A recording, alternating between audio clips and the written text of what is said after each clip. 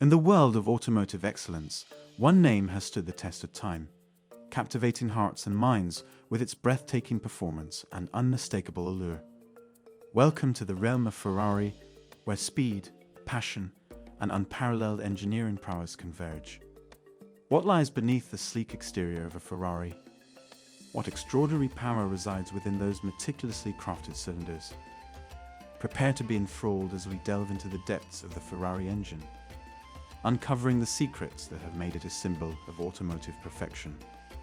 The Ferrari 296 GTB is a new mid-engine supercar featuring a plug-in V6 engine, a shorter, sharper chassis, and a new appearance. Don't mistake this V6-powered mid-engine Ferrari for a juvenile Dino-style entry-level vehicle, since it's anything but, with a combined power output of 818 bp at a price tag likely to be over £230,000. It joins the S90 as part of a new series of electrified Ferrari cars that will sit alongside the current pure combustion line, which includes the F8 Tributo, and is intended to be a defining aspect of Ferrari's new age that involves broad electrification. The combustion engine is a new 2992 twin-turbo V6 with a single electric motor sandwiched between it and an 8-speed dual-clutch gearbox. Despite sharing a displacement with Maserati's new Nettuno engine, the 296 V6 is fundamentally unrelated, with a larger 120-degree bank angle, a hot V turbocharger configuration, and no innovative pre-combustion technology seen in the Maserati. There are no front-mounted electric motors, unlike the larger SF90, so both the combustion engine and the electric motor drive the rear wheels. The V6 produces 653 bp at 8,000 rpm, giving it the greatest specific bp per litre of swept capacity, 217 bp, of any production engine other than the Koenigsegg Jesko. It'll also rev to an astounding 8,500 rpm, indicating that this is an engine that likes to be pushed rather than languishing in the mid-range. To achieve these values, the V6 have very high internal cylinder pressures, which necessitated the use of a novel aluminum alloy for the block's construction, as well as a 350-bar injection system delivering gasoline into the cylinders. The electric engine then adds 164 bp and 232 pound-feet of torque to the mix for a total comparable power output of 8,000 rpm and 546 pound-feet of torque available at 6250 rpm. Much more powerful than McLaren's new Artura. The electric motor is coupled to the engine through its own clutch pack, which may completely isolate it from the combustion engine in EV mode, and is powered by a 7.45 kWh battery pack located under the cabin floor. The 296 GTB's batteries may also be used to drive the rear wheels via the gearbox for up to 15.5 miles on electric power alone. The dry weight of the 296 GTB is 1470 kilograms, which is just 35 kilograms more than the F8 and 75 kilograms more than the carbon-tubbed McLaren Artura. This is despite all of the additional technology that was included. Because acceleration figures, like those of most cars at this level, are governed more by the number of driven wheels than by power, the 2.9-second dash from 0 to 62 miles per hour, which is frequently touted as the fastest a rear-driven car can go on non-track day rubber, is somewhat predictable, but the 7.3-second dash from 0 to 124 miles per hour and the 204 mile per hour top speed are not. All of this cutting-edge technology is housed in the Ferrari chassis that is the most compact mid-engine Ferrari chassis in the generation. It is 46 mm shorter than the F8 and has a wheelbase that is 50 mm shorter.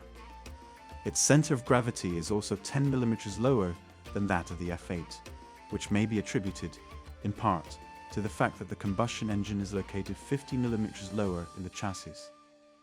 It boasts double wishbone suspension at both ends in addition to Ferrari's amazing magnetorheological dampers, and it is composed of aluminium rather than the less desired carbon fiber that is used in rivals such as McLaren and the Maserati MC20.